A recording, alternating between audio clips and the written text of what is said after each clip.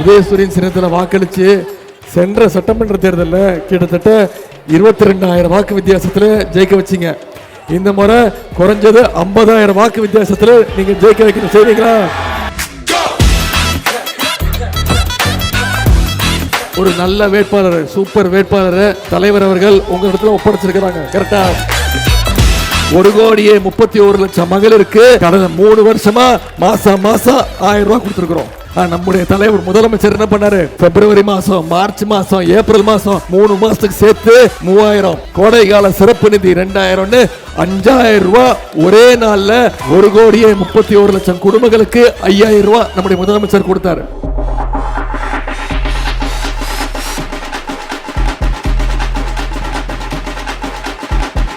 ஆவடி ஹீரோவா?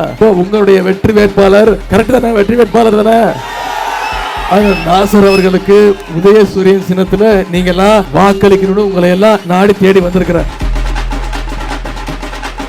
நீங்க ஒவ்வொருத்தரும் அடுத்த 15 நாட்கள் இந்த பிரச்சாரத்தை இன்னும் தீவிரமா மக்கள்கிட்ட கொண்டு போய் நீங்க சேர்க்கணும். ஒவ்வொரு பகுதியா போங்க, ஒவ்வொரு தெருவா போங்க, ஒவ்வொரு வீடுக்கும் போங்க, ஒவ்வொரு வாக்காளரையும் சந்திச்சு நம்முடைய திட்டங்களை பத்தி சொல்லுங்க.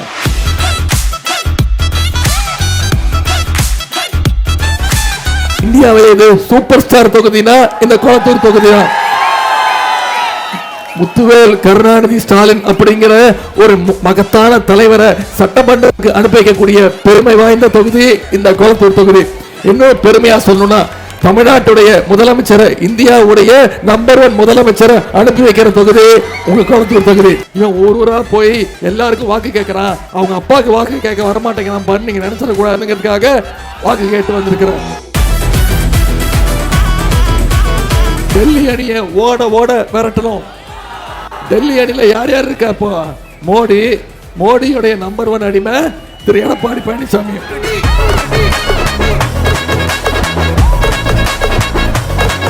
மோடி பேசுனா பேசுவார், மோடி வாயை மூடுனா மூடிட்டு போயிடுவார். மோடி வா அப்படின்னா டெல்லி கிளம்பி போயிடுவார். போட்டோவா? நீ போட்டோவை காட்டிடுவேன். அவர் என் மேல கோவத்தில் என்னெல்லாம் பேசுறாரு தெரியுமா? கீழே ஒருத்தர் படுத்திருக்காருல்ல, அதான் எடப்பாடி பழனிசாமி அவர்கள். இப்படிதான் அவர் முதலமைச்சர் பொறுப்புக்கு வந்தாரு. இப்ப என்ன தெரியுமா சொல்லிட்டாரு? நேத்து பேசும்போது சொல்லிட்டாரு, உதயநிதி என் உயிரை வாங்குறான் அப்படின்ட்டாரு.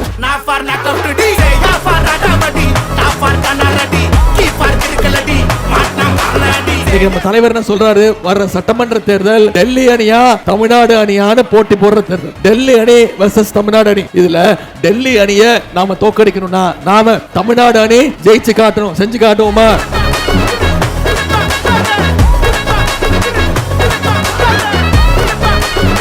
தமிழன் பிரசன்னாவுக்கு நான் இன்ட்ரோடக்ஷன் கொடுக்க தேவையில்லை. உங்க அத்தனை பேருக்கும் தெரிஞ்ச முகம் தான், தெரிஞ்ச நபர் தான் தமிழன் பிரசன்னா. தமிழ்நாட்டுக்கே தெரிஞ்சவர் தமிழ் பிரசன்னா. எதிரணியினர், குறிப்பா சங்கிகள், அடிமைகள்லாம் சகோதரர் தமிழன் பிரசன்னா வராருன்னு தெரிஞ்சாலே போதும், பார்த்தாலே ஓடி போயிடுவாங்க. அந்த அளவுக்கு தன்னுடைய கொள்கை அடிச்சு ஓட விடுறவர் சகோதரர் தமிழன் பிரசன்னா.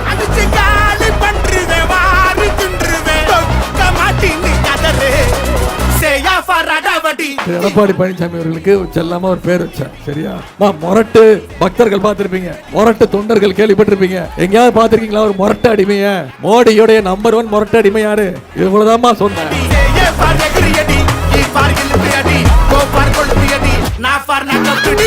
சேகர் பாபு அவர்களை பத்தி நான் உங்களுக்கு சொல்லணுமா?